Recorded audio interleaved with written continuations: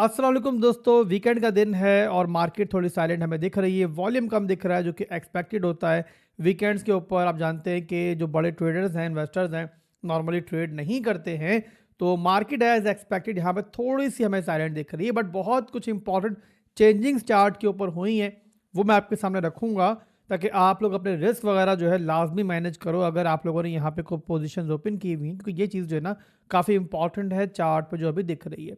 इसी के साथ दोस्तों हमारे पास कुछ बहुत बड़ी अपडेट्स हैं। ये अपडेट्स क्यों बड़ी हैं? क्योंकि ये जो है ना इस साल 2026 के अंदर जो मिड टर्म की मार्केट है हमारी ओल्ड कॉइन्स की मार्केट खास तौर पे उसके लिए बड़ी इंपॉर्टेंट है। दोनों अपडेट्स बड़ी हैं, दोनों वन बाय वन मैं आपके सामने रखता हूं और आपको डिटेल से बताता हूं कि ये अपडेट्स मामूली क्यों नहीं है और आपको इनको इग्नोर क्यों नहीं करना चाहिए। तो पहली खबर दोस्तों ये है कि आप जानते हैं कि अभी लास्ट डेज के अंदर स्टेबल कॉइन्स को लेकर फेड ने एक बड़ा पॉजिटिव रिमार्क दिया था और कल की वीडियो के अंदर मैंने आपको बताया भी था कि जेरम पॉल ने रिसेंटली कहा है कि जो आपके स्टेबल कॉइन्स है ना वो डॉलर के लिए थ्रेट नहीं है बल्कि डॉलर को आगे चल के मजबूत करेंगे।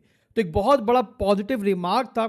इसी के अलावा आप जानते हैं कि अमेरिका के यूएसए के जो प्रेसिडेंट है उनका अपना एक स्टेबल कॉइन है USD1 के नाम से और आप जानते हैं कि पाकिस्तान के अंदर भी अब उसको रेगुलेट करने की तैयारी हो रही है। उसके बाद दोस्तों एक और बड़ी अपडेट जो है मार्केट में इस टाइम गर्दिश कर रही है और वो अपडेट ये है कि बहुत जल्द कांग्रेस के अंदर एक बिल पेश किया जा रहा है और अगर वो बिल मंजूर हो जाता है तो स्टेबल कॉइन्स के ऊपर कानूनी तौर पे सूद देने की और सूद लेने की परमिशन मिल जाएगी। यानी कि जिस तरीके से अब भी बैंक्स के अंदर लोग अपना पैसा रखते हैं, उस पर इंटरेस्ट कमाते हैं और इंटरेस्ट देते हैं अगर वो कर्जे के तौर पे लें, तो वैसे ही स्टेबल कॉइन्स के ऊपर भी कानूनी तौर पे यूएसए कानून में तब्दीली कर दी जाएगी कि आप यहाँ पे ना सिर्फ के इंटरेस्ट ले पाओगे अपने एसेट्स को रखवा के, बल्कि उसी के मुकाबले पे अगर आप वहां से स्टेबल कॉइन देते हो तो उस पर आपको इंटरेस्ट देना भी पड़ेगा। तो जाहिर सी बात है स्टेबल्स की फ्यूचर के लिए बहुत बड़ी खबर है और इसी के ऊपर बैंक ऑफ अमेरिका ने अब यहाँ पे थोड़ा सा अपने खदशात का इजहार भी किया है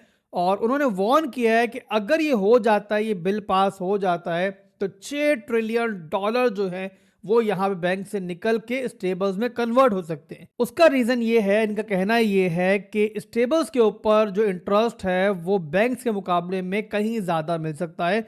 तो आने वाले दिनों के अंदर एक बहुत बड़ी चीज जो है ये हो सकती है जिसको लेकर इन्होंने अभी खदशा जाहिर किया है। तो आपको मेरे ख्याल अंदाजा हो रहा होगा कि क्रिप्टो जैसे जैसे रेगुलेट हो रही है और मॉनेटरी पॉलिसीज जो है थोड़ी सी नरम हो रही हैं इसको लेकर, तो भाई जो बैंक्स हैं ऑलरेडी उनकी नींदें जो है उड़ती हुई दिख रही है। तो बहरहाल क्रिप्टो की अडॉप्शन को लेकर, स्टेबल्स के अडॉप्शन को लेकर एक बड़ी खबर है जो कि मिड टर्म की मार्केट के लिए आने वाले दिनों के लिए बहुत ज़्यादा एक बुलिश खबर है। इसी के अलावा ओल्ड कॉइन्स की बात करें तो कुछ ऐसे ओल्ड कॉइन्स हैं जो CME मार्केट में अब लॉन्च किए जा रहे हैं। इससे पहले आप जानते हैं कि बिटकॉइन, इथीरियम और सोलाना ऑलरेडी CME मार्केट में मौजूद हैं।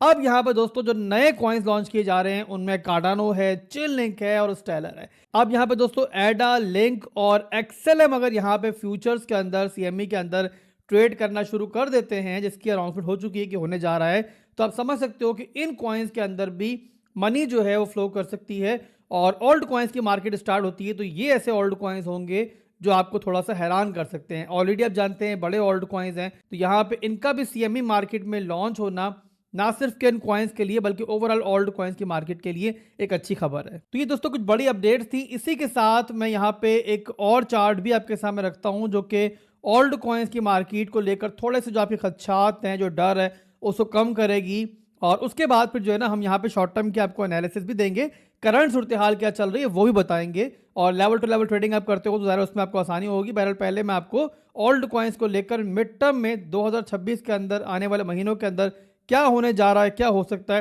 वो आपको बताऊंगा इस टेक्निकल चार्ट के ऊपर। और ये चार्ट है अदर्स डोमिनेंस का। अब ये वाला टेक्निकल चार्ट दोस्तों क्यों आखिर इतना इंपॉर्टेंट है, क्योंकि इस चार्ट के ऊपर जो है ना टॉप 10 क्रिप्टोस नहीं है। तो इससे आप अंदाजा लगा सकते हो कि ओल्ड कॉइन्स के अंदर जो बहुत ज्यादा रिस्की कॉइन्स है ना उनको लेकर ये चार्ट जो है बहुत कुछ बताता है। आपने देखा होगा दोस्तों प्रीवियसली भी ये छोटे मोटे ट्रेंड भी आए तो उसमें जो बड़े कॉइन्स थे उन्होंने फिर भी परफॉर्म कर दिया। आपको इथीरियम जो है एक नया ऑल टाइम हाई बनाता हुआ दिखा, सोलाना जो है अच्छा खासा बड़ा पंप देता हुआ दिखा। इसी के साथ जो बड़े कॉइन्स थे उन्होंने परफॉर्म किया, बट छोटे कॉइन्स ने इस दफ़ा जो है इतना अच्छा परफॉर्म नहीं किया था। तो उन कॉइन्स के लिए जो बहुत रिस्की होते हैं क्रिप्टो मार्केट के अंदर उनके लिए चार्ट जो है बड़ा इंपॉर्टेंट है। तो यहाँ पे आप देखो तो आपको दिख रहा होगा कि एक ऐसा डिमांड जोन है अदर्स डोमिनेंस का कि जहाँ पे ये जब भी आते हैं ना ओल्ड कॉइन्स, जब भी मार्केट डंप होकर यहाँ पहुँचती है तो उसके बाद जो है फिर हमें अच्छा एक ओल्ड कॉइन सीजन जो है देखने को मिलता है। आप यहाँ पे देखो दोस्तों, ये आपको दिख रहा होगा 2017 के अंदर यही वो जगह थी जहां से ब्रेकआउट मिला। तो उसके बाद हमें यहाँ पे देखो तकरीबन 112% का पंप देखने को मिला। उसी के बाद देखो आगे तो आपको 2017 के अंदर ही दोबारा रिटेस्ट हुआ, दोबारा यहीं से बाउंस आता हुआ दिखा और यहाँ पर भी आपको लगभग जो है ऐसे एक पंप दिखा। उसके बाद आगे देखो 2021 की मशहूर ज़माना ओल्ड कॉइन्स मार्केट जो है वहाँ पर भी यही जोन था जो रिटेस्ट हुआ। तो हमें यहाँ पे एक बहुत मेगा पंप जो है इन कॉइन्स में दिखा और उसके बाद यहाँ पे देखा हमने कि 250% जो है इन रिस्की ओल्ड कॉइन्स की मार्केट जो है पंप हुई। अब यहाँ पे दोस्तों दोबारा जो है रिसेंटली लास्ट मंथ के अंदर ही, और मैंने पहले भी चार्ट शेयर किया था जब ये रिटेस्ट हो रहा था, यही वो जोन है जो रिटेस्ट हुआ और आपके सामने है कि दोबारा इस जोन से कैसा बाउंस मिला और अब यहाँ पे हम इस सपोर्ट से ऊपर ट्रेड कर रहे हैं। इसी के साथ यहाँ पर एक बहुत लंबा जो है चैनल चल रहा है, एक डिसेंडिंग चैनल चल रहा है और वहां पर भी दोस्तों अनकरीब हमें जो है एक ब्रेकआउट देखने को मिल सकता है।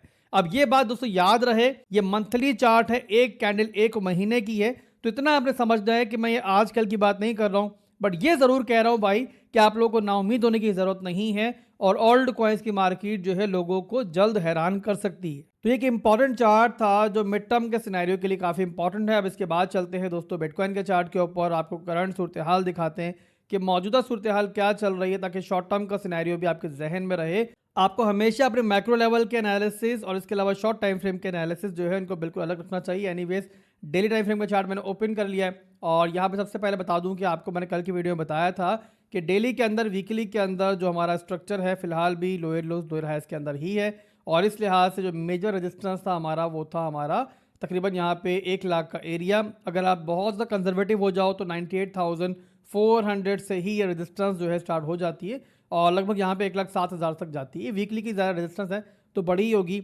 और ये ऐसी रेजिस्टेंस है जब तक बिटकॉइन इसको नहीं ब्रेक करता है, बिटकॉइन का जो ट्रेंड है टेक्निकली वो यहाँ बुलिश नहीं होता है। यही सिनेरियो आपका डेली के अंदर भी है और यहाँ पर भी आपके सामने है कि रेजिस्टेंस जो है यहाँ मेजर रेजिस्टेंस जो है यहाँ पे 1 लाख से लेके 1,07,000 की है और पर्सनली मैं एक्सपेक्ट भी कर रहा हूँ कि ऊपर नीचे होके जो है ना हमें आने वाले वीक्स के अंदर ये एरिया जो है एक दफ़ा रिटेस्ट होता हुआ दिख सकता है। तो ये हमारा डेली और वीकली का सिनेरियो है। इसी के साथ दोस्तों अब बात कर लेते हैं 4 टाइम फ्रेम की। 4 टाइम फ्रेम के अंदर हमें रिसेंटली एक रेजिस्टेंस से ब्रेकआउट मिला था और प्रीवियसली देखा था हमने कि 94,500 से लेके आपका तकरीबन 85,000 का एक रेंज बना था जिसके दरमियान बहुत देर तक बिटकॉइन ने ट्रेड किया, कंसोलिडेट किया और पूरा दिसंबर हमने देखा बिटकॉइन उसमें चलता रहा। उसके बाद रिसेंटली फिर हमें यहाँ से ब्रेकआउट मिला था और बिटकॉइन जो है 4 घंटे के अंदर जो है ऑलरेडी हायर हाइज हाई लोज में चल रहा था। अब यहाँ पर दोस्तों रिसेंटली थोड़ी सी चेंजिंग हुई है जो मैं आपको दिखाना चाहूँगा। तो ये देखो आप लोग, तो ये बना हमारा हाई, ये बना हमारा लो, ये हमारा एक नया हाई बना, तो हमारा लास्ट लो था ये वाला जोन। तो अभी क्या हुआ है दोस्तों, जो क्लोजिंग हुई है वो हमारी 4 घंटे की इस लो से नीचे हो गई है। अब यहाँ पे क्लोजिंग होने का मतलब सिंपल ये है कि थोड़ा सा हमें जो है ना अब संभलना पड़ेगा, थोड़ा सा हमें कॉशियस रहना पड़ेगा तब तक जब तक दोबारा बिटकॉइन जो है अपना स्ट्रक्चर जो है वो रिक्लेम ना कर ले। स्ट्रक्चर रिक्लेम कैसे होता है कि या तो इस तरीके से बिटकॉइन नीचे आए, एक लो बनाए नया, फिर एक लो बनाए, फिर एक नया लो बनाए और ये प्रीवियस हाई तोड़े तो स्ट्रक्चर रिक्लेम हो जाएगा, वहां पे लॉन्ग बनेगी। सिंपली लास्ट लो से नीचे हम लोग स्टॉप लॉस लगाएंगे और ऊपर की रेंजेस को टारगेट करेंगे, या फिर बिटकॉइन जाए ऊपर डायरेक्टली और ये हाई जो है ये तोड़े, जो कि अभी इसने कैंडल क्लोजिंग दी हुई है हमें 97,000 के ऊपर, तो दोबारा जो है हमारा ट्रेंड 4 टाइम फ्रेम का अपसाइड की तरफ आएगा। जब तक ऐसा नहीं होता हम यहाँ पे डेंजर जोन के अंदर है और यहाँ पे थोड़ा सा संभल के हमें चलना पड़ेगा। वैसे भी आज और कल जो है वीकेंड है, वीकेंड के वैसे भी जो है मार्केट में लिक्विडिटी हंटिंग होती है, मैनिपुलेशन होती है, थोड़ा सा आपको अपनी पोजीशंस को जो है यहाँ पे संभल के लेना पड़ेगा। इसी के अलावा नीचे हमारे पास फेयर वैल्यू गैप भी है, तो यहाँ पे अगर थोड़ा सा बिटकॉइन नीचे आ भी जाता है ना इस तरीके से, एक लो देता है और प्रीवियस हाई को तोड़ता है, तो यहाँ पे जो है ना फिर एक अच्छी लॉन्ग बन सकती है। तो ओवरऑल यहाँ पे थोड़ा सा मैं यहाँ पे वीकेंड के ऊपर संभल के चल रहा हूँ, मुझे ट्रिगर मिलता है तो मैं इंशाल्लाह आपको अपडेट कर दूंगा। आपको रेगुलरली जो है वीडियोस अब मेरी तरफ से मिल ही रही हैं। इसके अलावा आप इथीरियम में देख लो, इथीरियम में भी सूरत हाल जो है सेम ही है। ये भी 4 टाइम फ्रेम के अंदर अप ट्रेंड में आया था थोड़ा सा और यहाँ पे हायर हाइज हाई लोज में आया था, बट इसने भी यहाँ पे देखो तो अपना स्ट्रक्चर इस जोन में ब्रेक किया है। तो इस लिहाज से अब यहाँ पे एक लोअर हाई का मूव चल रहा है। तो इसमें भी यहाँ पे या तो इथेरियम जो है इस रेजिस्टेंस जोन को तोड़े जो ऊपर मौजूद है आपका 33 से लेकर 34 का एरिया, अदरवाइज यहाँ पे अगर नीचे आता है तो ये जोन है जहाँ पे हमारी अच्छी एंट्री जो है बन जाएगी।